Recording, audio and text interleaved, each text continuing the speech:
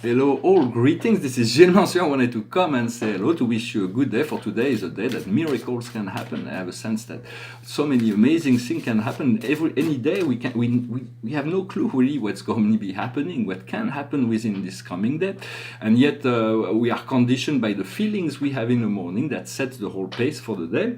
So always be positive and open to anything that can be magical.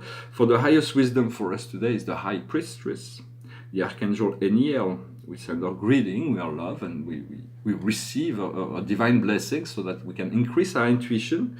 And she says, psychic perspicacity, reflection and meditations that provides information of great value. Be in peace. So it's about being intuitive, being able to receive, to understand that things reveal, what is being revealed through us, inside of us, it has great value, and we should not in any way, we should not doubt ourselves from what comes from within or come from the higher planes. What we need to understand is the Lady of Ariel, with some greeting to our beloved Ariel. It says, mature, practical spirit, generous, happy. Take care of yourself and those you love. Capacity to make everything more beautiful. Recommendations that are both wise and practical. So it is about following she's enjoying all this abundance, this wealth, so it's about enjoying life. What we need to do is the Nine of Ariel, wonderful cards. She says your dreams are being realized. You get nothing for nothing. Loving the beautiful things that life offers. So she's riding, there's this beautiful rainbow, and she's got a flag, and she's riding on this unicorn, and she's like, anything is possible today. And the outcome for that day is, for that reading, is the Three of Ariel. So we're very grounded into the earth. Do what you love, emotional and professional, evolution on a professional and artistic level. Work in team or cooperate.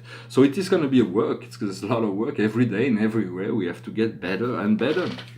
And so new possibilities will open up.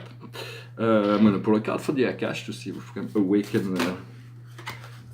There's one that, okay, we'll do this one. Is jumped out. It was living or traveling. So it's about being free to travel, to let go of certain things. Sometimes we have to let go. We have to trust, to be like a bird. The bird wisdom. I've just sing a song in French video. It's a French song. It's about doing as the bird. The bird is just very free, no matter what. It's like he's not concerned about yesterday or what's going to be happening tomorrow. He's there, and then if he doesn't like it there, he flies away. It's a gift that God has given to the birds, hasn't given to all beings. But as humans, we have the archetype of the whole universe. So it is part of our eventual evolution to learn to fly in the air like birds. And for many centuries, men didn't believe they could do that, and then eventually someone say, well, yes, we can. We built airplanes.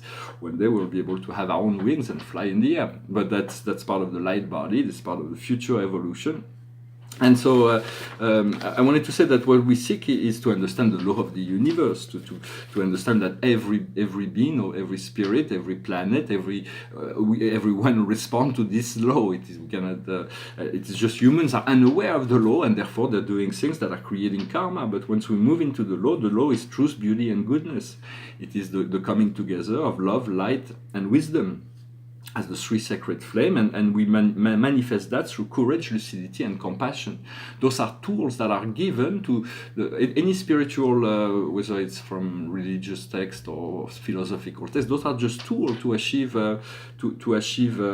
higher understanding. Yet we want to be free of philosophy in order for philosophy is really what will help us and assist us, but we don't be entrapped in any limited philosophy, because sometimes it's what's prevent us from, a belief can prevent us from moving to the next level. In essence, compassion, the development of compassion, courage, and lucidity are complementary within the process of evolution. Compassion is about being to be benevolent, to do good deed. The lucidity is about the internal alchemistry, the spiritual ascension process, and the courage, the realization of courage, is the perfection of the character, the well-behaved. Because I wanted to bring that from a Buddhist tradition. There is a 7 passion and 6 desires. We have to deal with them. It is the joy, anger, love, hate, sadness, um, pleasure, and fear. Those are the 7 passions. And the 6th desire is wealth, beauty, fame, gastronomy, sleep, and sexuality. So we have to deal with that as physical being. And in many sense, the Buddha already in the 6 first perfection in the sutras, in the Buddhic sutra, in the Lalita Vistara, it explains that we have to master 6 perfections: the perfection of charity, the perfection of virtue, the perfection of patience, the perfection of energetic effort, the perfection of contemplative meditation, and the perfection of supreme wisdom. For that is really what, in many sense, the Buddha understood that through the perfection of those energies, he could achieve a level of detachment into a higher reality. But in many sense, we're not necessarily educated to be always virtuous. So I think it was Aristotle that was first came up with the idea that you have to, or Plato as well, force virtue into people, because once they're forced, they don't like it, because it's not really pleasure can bring great satisfaction that burns down very quickly. I think Jean-Jacques Rousseau as well, who discussed that much later, this principle. But it makes sense when virtue is not as pleasurable, but it lasts a lot longer. And so when we are forced to achieve virtuous actions, over and over and over again, we dislike it at first, but we get used to it, and eventually we stop disliking it, and we can enjoy that level of those life habits that makes us more stable, more peaceful, more harmonious. Well, I hope you find this message interesting. I wanted to come and wish you a good day. I'm going to sing a song. The painting behind me is part of my first series of painting. When I was in September of 1989, I moved to Los Angeles from New Mexico, and I moved into this huge loft, and I had the chance to try to reproduce. I had already done a series of 64 pastel on the I Ching. They were very beautiful. I still have some of this original. But and I tried to reproduce that on painting, but it didn't work. And when I started writing those spiritual texts, I had a friend who had a gallery next door, and he took one of those paintings and he hanged it in his salon, in his private gallery. And so that was a sign for me. Boy, now I don't need sign to confirm that what I'm doing is really unique and original. But this is a self-portrait. That's Vincent Van Gogh. There is this image of Van Gogh behind. It's very, very thick. It's like 5.2 kilos. The back is not finished, but at the time I was exploring, and most of those, they're on wood, so they're very, I don't work on wood because it's really hard and heavy to carry, but this is one of the last one that survived from this first series of painting, and so this one I probably won't sell, and the text is very personal, very subtle, and it's in French, but it's very powerful, so it's kind of nice. I will frame it eventually.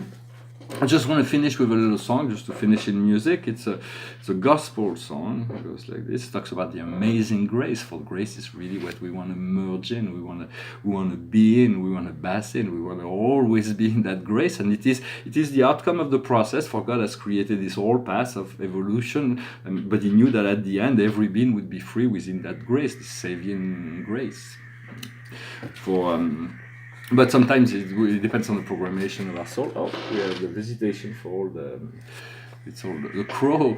Every 2 weeks they come. There is like a gang of crow that comes into my garden here. So it goes like this. Amazing grace, how sweet the sound that saved the wretch like me. I once was lost, but now I'm found. Was blind, but now I see. When we've been there 10,000 years, bright shining as the sun, we've no less days to sing God's praise than when we'd first begun. Amazing grace, how sweet the sound that saved a wretch like me. I once was lost, but now I'm found. Was blind, but now I see. All right, thank you very much. I wish you a wonderful day. Thank you for liking, sharing, subscribing. I'll talk to you soon. Namaste.